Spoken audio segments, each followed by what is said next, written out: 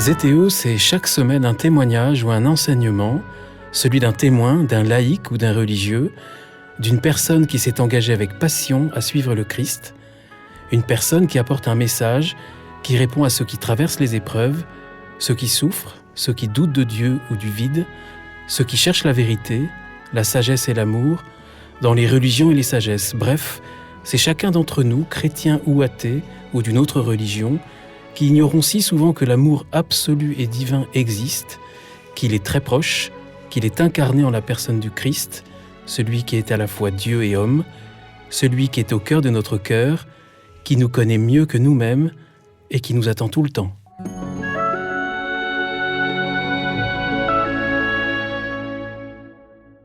Bonjour chers auditeurs de ZTO, bienvenue pour un nouvel épisode, un épisode qui marque l'entrée dans le temps le plus fort de l'année, puisque nous sommes en Semaine Sainte et que le jour de diffusion de cet épisode, de ce premier épisode de retraite de Semaine Sainte, correspond au Jeudi Saint, jour de diffusion de cet épisode.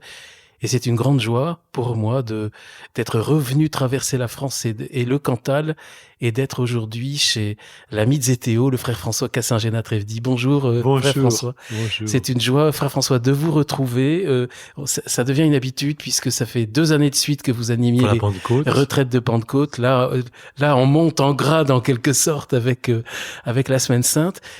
François Cassin-Génat-Trèvedy, point besoin de vous présenter aux auditeurs, ils vous connaissent. Et nous donnons déjà rendez-vous, si vous le souhaitez, aux auditeurs dans quelques mois, puisque vous allez sortir un nouveau livre à la rentrée, et on aura la joie et l'occasion d'en reparler. Un livre qui traite un peu de votre vie ici, vos relations entre Dieu et la vie paysanne. Tout à fait. Oui. Voilà. Oui. Et donc, frère François, c'est une grande joie de vous confier les rênes de cette retraite de Semaine Sainte cette année, en commençant par le Jeudi Saint. Eh bien, Guillaume, je vais essayer de satisfaire à cette charge qui n'est pas facile, et j'espère que nos auditeurs pourront trouver une substance et un soutien spirituel pour ce sommet de l'année liturgique. Jeudi, vendredi, samedi, dimanche, 4 jours. Alors je rappelle que le Triduum pascal, c'est-à-dire les 3 jours, commence en réalité le soir du Jeudi Saint. Autrefois, on commençait dès le mercredi soir avec ce qu'on appelait l'office des ténèbres, qui du reste avait lieu aussi le jeudi soir et le vendredi soir. On appelait ça l'office des ténèbres, qui sont des vigiles ou un office de lecture qui anticipait sur le jour en question et qui proposait des psaumes, des antiennes, les lamentations de Jérémie, et qui était un office très, très fort et très émouvant. Peut-être certains se rappellent du chandelier à 13 branches. On éteignait une chandelle après chaque psaume, et restait seul au sommet de ce triangle de chandeliers, un unique chandelier que l'on éteignait au moment du Benedictus, c'est-à-dire du cantique de Zacharie, à la fin des laudes. Et on allait cacher ce cierge, qui n'était pas éteint, mais qui était caché, signe de la résurrection à venir, et on faisait du bruit dans les stalles, en tapant sur les stalles pour imiter le tremblement de terre qui a lieu au moment de la crucifixion. Voilà, c'est une mise en scène. Et l'office des ténèbres était très populaire au XVIIe siècle, à tel point que l'on a des leçons de ténèbres, par exemple celle de Marc-Antoine Charpentier, entre autres. Mais c'était très populaire au XVIIe et XVIIIe, et ça faisait partie de cette liturgie des jours saints, et ça soutenait dans une espèce de vaste méditation psalmique les grands moments liturgiques du Triduum, qui sont bien sûr au soir du Jeudi Saint l'office de la scène du Seigneur, le vendredi saint l'office de la mort du Seigneur, et puis le samedi la vigile pascale, et le dimanche, la messe de la résurrection. Donc nous avons là le sommet de la célébration pascale. Et Pâques est vraiment le cœur de l'année chrétienne et le cœur de la foi chrétienne. C'est vrai que on voit souvent beaucoup de monde à la messe de minuit, même des gens qui n'y vont pas d'habitude, mais qui viennent là par souvenir, par affection pour la messe de minuit, la tradition, l'enfance, le petit Jésus. Mais on voit beaucoup moins de monde à la vigile pascale. Et on voit en général moins de monde aux célébrations pascales qu'à Noël. C'est dommage parce que Pâques est le cœur, le foyer de toute l'année liturgique. Et même Noël, d'une certaine manière, dépend de Pâques. Parce que en quoi croyons-nous et que célébrons-nous? Pour faire bref, un Dieu qui se manifeste et un Dieu qui sauve. Un Dieu qui se manifeste en Jésus-Christ comme sauveur. Il se manifeste, c'est le mystère de Noël, épiphanie, épiphanéia, manifestation, apparition. Mais cette manifestation du Seigneur est elle-même, va elle-même vers le cœur de cette manifestation, puisque en son Fils Jésus-Christ, Dieu se manifeste comme ami des hommes, au point de donner son Fils. Saint Paul nous dit, dans la première épître aux Corinthiens, chapitre 15, ça peut être un très beau texte à relire pendant les jours saints, « Si le Christ n'est pas ressuscité, vaine est notre foi. » Mais le Christ est ressuscité. Donc, le cœur de la foi chrétienne, c'est la résurrection. C'est ça, le premier article du credo, c'est « le Christ est ressuscité ». Et tout se comprend à partir de là. La mort du Christ se comprend à partir de là, et le jeudi saint, la scène se comprend aussi à partir de là. On a, bien sûr, séparé jeudi, vendredi, samedi, dimanche, nous sommes dans le temps, comme Jésus, homme lui-même, a vécu dans le temps, une vie d'homme, avec son dernier repas, avec sa passion, avec sa mise au tombeau, avec la résurrection. Mais en fait, c'est un seul mystère. Et le 4e évangile, l'évangile de Jean, nous montre la cohérence de ce mystère. Et quand Saint Jean part de la Passion, il prend l'image de le Christ élevé de terre. Quand j'aurai été élevé de terre, au chapitre 12, quand j'aurai été élevé de terre, j'attirerai à moi toutes les créatures. Ce élevé de terre, bien sûr, nous fait penser à l'ascension, le mystère de l'ascension. Mais c'est aussi le fait d'être élevé sur la croix, puisque la croix, l'homme est vertical et on élevait le condamné sur la croix. Donc, cette exaltation du Christ, élevé de terre, elle commence dans sa passion elle-même. La gloire de Dieu, la gloire du Christ, elle commence, c'est pas simplement le lendemain de la passion, mais elle est déjà dans la passion, la glorification du Christ. Là, j'invite à relire le magnifique discours après la scène dans le 4e évangile, les chapitres 13, le lavement des pieds, chapitres 14 à 17, le discours après la scène, qui s'achève par le fameux chapitre 17, que l'on appelle parfois la prière sacerdotale de Jésus, où Jésus prie son Père et lui dit « Maintenant, Père, l'heure est venue, glorifie ton Fils. Père, l'heure est venue. » Cette heure qui est tellement importante dans l'évangile de Jean, que l'on a au chapitre 2 dans l'évangile de Cana. « Mère », lorsque Jésus dit à Marie, « Mère, que me veux-tu? Mon heure n'est pas encore venue. » Mais avec la passion, l'heure de Jésus est venue. Et cette heure, c'est l'heure de sa glorification. Une glorification qui englobe, qui n'est pas simplement le jour de Pâques, de la résurrection, mais qui commence déjà dans la croix. La croix est déjà la gloire. Là, je renvoie à un grand théologien, Urs von Balthasar, son ouvrage le plus connu, La gloire et la croix. Mais la croix est déjà la gloire. Ce qui nous orientera dans notre manière de méditer sur le Vendredi Saint, qui ne sera pas simplement doloriste, mais qui sera un regard de foi sur ce mystère de la passion du Christ.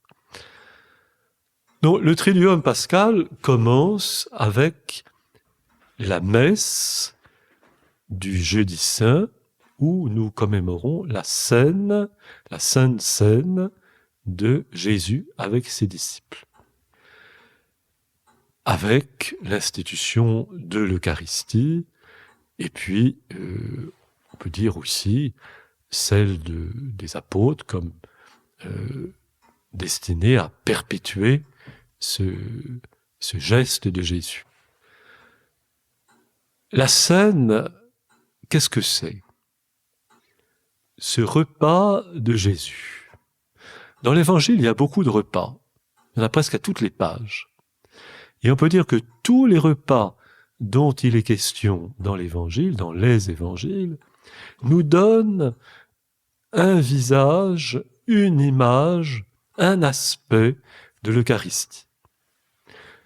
Les noces de Cana, le repas chez Simon le pharisien, les multiplications des pains, celle des synoptiques et celle de l'évangile de Jean au début du chapitre 6, tous ces repas nous causent de ce repas magnifique auquel Jésus nous invite. Et du reste, dans l'Ancien Testament lui-même, il y a beaucoup de repas. Lorsque, au chapitre 19 et 24 du livre de l'Exode, la théophanie du Sinaï, lorsque le Seigneur se manifeste sur la montagne, cette apparition est suivie d'un repas mystérieux sur la montagne. On nous dit, Moïse monte avec ses compagnons sur le Sinaï, l'Horeb, et on nous dit, ils mangèrent et ils burent avec Dieu. Manger et boire en compagnie de Dieu. On ne peut pas souhaiter mieux.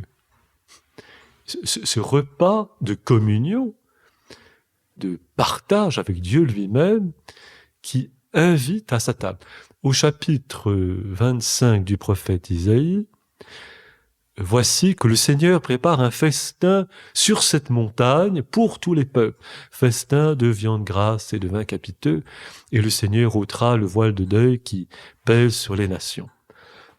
Et puis bien sûr, il y a dans le livre de l'Exode l'épisode de la manne, lorsque le peuple qui a traversé la mer Rouge, figure du baptême, s'avance dans le désert, il éprouve la faim et la soif, il murmure contre le Seigneur, et le Seigneur lui répond en lui donnant à manger cette nourriture mystérieuse que le peuple découvre sur la surface du désert, qui ressemble, dit le texte biblique, à du givre, la manne.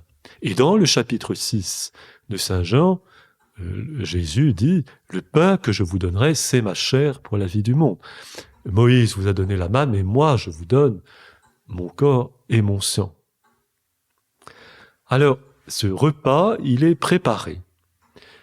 Et les synoptiques nous racontent que Jésus envoie ses disciples pour préparer ce repas, trouver une salle, l'aménager, faire les préparatifs. Et ce repas est une fête, en lien avec la fête pascale, puisque Jésus est un homme de son temps, un juif, qui célèbre, comme tout bon juif, les fêtes, les grandes fêtes de l'année juive, et bien sûr la Pâque. Et toute la vie de Jésus se comprend en lien avec ces fêtes. Même si Jésus va leur donner un sens nouveau, testament nouveau. Et donc Jésus fête ce repas pascal avec ses disciples, et dans une atmosphère certainement complexe, puisqu'elle est à la fois joyeuse, mais aussi avec l'ombre de ce que Jésus va vivre. Et Jésus célèbre, suit le rituel de la Pâque juive, Mais ce rituel, il va, je dirais, le créer. Jésus est un inventeur. Jésus est un créateur. Jésus est un transformateur. Il a l'autorité pour cela. Personne n'a enseigné comme lui. Personne, ce que disent les gens qu'il rencontrait, on n'a jamais entendu un homme parler comme celui-là, ni agir comme celui-là. Jésus parle et il agit. Et il passe en faisant le bien, comme nous disent les Actes des Apôtres. Il est passé en faisant le bien. Et il a impressionné ses contemporains par la liberté de sa parole et par la liberté de son action. Jésus est libre avec tout, avec tous, avec les pécheurs, avec les prostituées, avec les femmes, avec la mort, avec la souffrance. Il est libre, il a son autorité de Fils de Dieu. Et donc, ce repas, éminemment traditionnel, ce repas de la Pâque juive, Jésus va le réformer, le transfigurer de l'intérieur, parce que ce qu'il va donner à manger, c'est lui-même. C'est ça la grande nouveauté. Jésus se donne. Et c'est ça le sacrifice de Jésus, qui commence, qui est déjà dans le repas du jeudi saint. Jésus se donne. Dans l'évangile de Jean, il y a 2 verbes grecs qui sont presque synonymes. Donner et déposer. Didomi, titémi, pour ceux qui ont fait du grec. Donner sa vie, poser sa vie ou déposer sa vie. Eh bien, Jésus est celui qui donne sa vie et qui la dépose, qui la pose pour nous. Donner, déposer. Ma vie, nul ne la prend, mais c'est moi qui la donne. Je dépose ma vie au chapitre 11 de Saint Jean. Il la pose pour nous. Et c'est ça le sacrifice de Jésus. Avant même qu'il y ait du sang. Quand on pense sacrifice, on pense à Mel Gibson. Pour ceux qui, jadis, ont vu ce film où il y a beaucoup d'hémoglobine. Mais c'est pas nécessaire. Le geste sacrificiel de Jésus, il est déjà tout simplement dans ce donner sa vie. Je donne ma vie. Je pose ma vie pour vous. Le pain que je vous donnerai, c'est ma chair pour la vie du monde. Et au cours de ce repas, Jésus pose des gestes d'homme absolument simples, ceux de notre vie de tous les jours. Il prend du pain, il prend une coupe, et il dit la bénédiction, la beraka, très importante dans la théologie juive. On bénit pour tout ce que l'on reçoit de Dieu. Il rend grâce, eucharistein en grec, verbe capital de notre foi et de notre vie chrétienne. Saint Paul nous dit, vivez toujours dans l'action de grâce, vivez toujours dans l'Eucharistia, dans l'Eucharistie. Dans l'Eucharistie, c'est pas simplement la messe du dimanche à laquelle on va pas, c'est toute notre vie chrétienne en fait. Alors Jésus prend du pain et du vin, et avec une audace incalculable, une nouveauté sans précédent. Il dit, ce pain, ceci, c'est mon corps. Ce vin, cette coupe, parce que le vin, on ne peut pas le prendre comme ça dans les mains, il faut une coupe, et c'est important la coupe. La coupe, elle donne forme, elle est un contenant, puis c'est beau une coupe. Et Jésus prend ce vin, qui devait être sûrement très bon, peut-être mélangé, comme on faisait dans l'Antiquité, il le prend dans cette coupe et il dit, mais prenez, c'est mon sang. Et c'est là que Jésus transforme complètement de l'intérieur ce repas pascal. Et il se donne lui-même pour. Et cette préposition pour, elle est capitale. Pour nous les hommes et pour notre salut. Il est descendu du ciel, comme nous disons dans le credo. C'est pour vous, pour nous. C'est un don, c'est un cadeau, c'est entièrement gratuit. Et l'Eucharistie, c'est ça d'abord. Et c'est important peut-être de le rappeler, parce qu'on est toujours très focalisé par les affaires plein de choses. Parfois, on se divise là-dessus, les rites, tout un tas de choses. Mais c'est ça d'abord. Jésus donne sa vie pour nous. Alors, ça s'arrête pas là.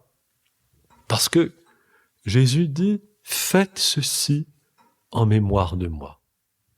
En mémoire de moi, le mémorial, Pâques, le repas pascal est un mémorial pour les Juifs du passage de la mer Rouge, événement fondateur, cette traversée de la mer Rouge dans lequel le peuple juif le peuple hébreu a trouvé son origine. Et la nouvelle Pâques, notre baptême qui nous fait passer aussi à travers les eaux de la souffrance et de la mort, ça c'est l'heure de Jésus peut-être qui sonne, je ne sais pas, à l'horloge, mais Jésus, donc, dans ses gestes, va faire passer quelque chose de tout à fait nouveau. Faites ceci en mémoire de moi. Et faites ceci, c'est pas simplement vous ferez les mêmes gestes que moi, vous imiterez mes gestes. C'est pas mes gestes simplement, c'est mon geste. Ou, je dirais, la geste de Jésus. Quand on parle de la geste, au sens presque épique du terme, nous sommes appelés à faire ce que Jésus fait. C'est-à-dire, nous aussi, à donner et à poser notre vie. Et c'est ça, la vie eucharistique. C'est que, à notre tour, avec Jésus, par Jésus, en Jésus, par lui, avec lui et en lui, comme nous le disons à la fin de la prière eucharistique, nous sommes invités à rentrer dans cette dynamique, dans cette logique du don que Jésus fait de lui-même. Comme je donne ma vie, donnez la vôtre. Et donnez la vôtre en mémoire de moi, donnez-la avec moi, donnez-la en moi. C'est ça l'Eucharistie, et c'est ça le jeudi saint, fondamentalement. Nous sommes appelés à rentrer dans cette dynamique et dans ce sacrifice qui n'a rien de... Alors bien sûr, Jésus va souffrir et va être meurtri dans sa chair, mais le sens premier du sacrifice, il n'est pas dans la destruction, il est dans le don. Et pour nous, c'est pas nécessaire forcément de verser beaucoup de sang. Ça arrive à des martyrs, oui. Mais même notre vie la plus quotidienne, la plus sainte, peut devenir elle-même un don. Ce que nous dit saint Paul, chapitre 12, verset 1, l'épître aux Romains, je vous exhorte, frères, à offrir vos corps, somata en grec, à offrir vos personnes, c'est la même chose, mais c'est le même mot que Jésus prononce. Voici mon corps, c'est le même mot. Offrez vos corps en offrande, en hostie, en sacrifice, saint, agréable à Dieu. Et saint Paul poursuit, voilà le culte spirituel qui plaît à Dieu. Le culte spirituel. Alors, la vie chrétienne, en ce sens, peut-être est une participation joyeuse, permanente, active, inventive à ce don que Jésus fait de lui-même. C'est ça l'essentiel. Et nous sommes appelés à rentrer là-dedans. Et au moment de la multiplication des pains dans les synoptiques, chez Luc, Jésus dit à ses disciples, qui sont un peu en panne, mais ils voient qu'il y a beaucoup de monde, 5000 personnes, « Ah mais Seigneur, qu'est-ce qu'on va faire ?» Et Jésus leur dit, « Mais donnez-leur vous-même à manger. » Il les met au pied du mur, « Donnez-leur vous-même à manger. » Qu'est-ce que ça veut dire? Ça veut dire, c'est donner, toujours ce fameux verbe, donner. Donnez-leur vous-même à manger, ça veut dire, eh bien, collaborez avec moi pour donner. Et ça veut dire aussi, donnez-vous vous-même à manger. À quoi servirait-il que nous assistions tous les jours à la messe si nous ne nous donnons pas nous-mêmes à manger? Et une vie chrétienne, une vie humaine, vraie, c'est au fond, quand on regarde bien, se donner soi-même à manger. On peut faire ça à longueur de journée, par 1000 moyens possibles. par nos rencontres, par nos accueils, par nos paroles, par nos gestes, par nos attentions, par nos délicatesses. Nous nous donnons nous-mêmes à manger. C'est ça l'Eucharistie. C'est pas simplement Jésus enfermé dans une boîte. C'est nous qui rentrons dans cette dynamique de don. Voilà. Donnez-leur vous-même à manger. Donc, si nous voulons faire ceci en mémoire de lui, faites ceci en mémoire de moi, il faut rentrer dans la dynamique et dans la logique de Jésus, c'est-à-dire nous donner nous-mêmes. Et c'est la plus belle chose qu'on puisse faire. L'épanouissement de l'homme, il est là. La joie de l'homme, elle est là. La joie de l'homme, c'est pas de se réserver pour lui-même, c'est de donner et en donnant, de se donner tout entier. Et c'est ça qu'on fait le jeudi saint, au fond. Alors, c'est à la fois quelque chose de très grave, de très sérieux, et en même temps une grande source de joie. Alors bien sûr, pour Jésus, ce repas dramatique, tragique, dans lequel il se donne, et à sa table, il y a celui-là même qui va le trahir. Jésus vit là une situation humaine que certains partagent. Mais je dirais, pour faire bref, et retenez peut-être ces deux mots, le génie de Jésus, je dis bien le génie de Jésus, c'est de faire de son destin un festin. Destin, festin. C'est ça l'Eucharistie. Dans sa liberté géniale de Fils de Dieu, Jésus fait de son destin d'homme tragique un festin pour nous.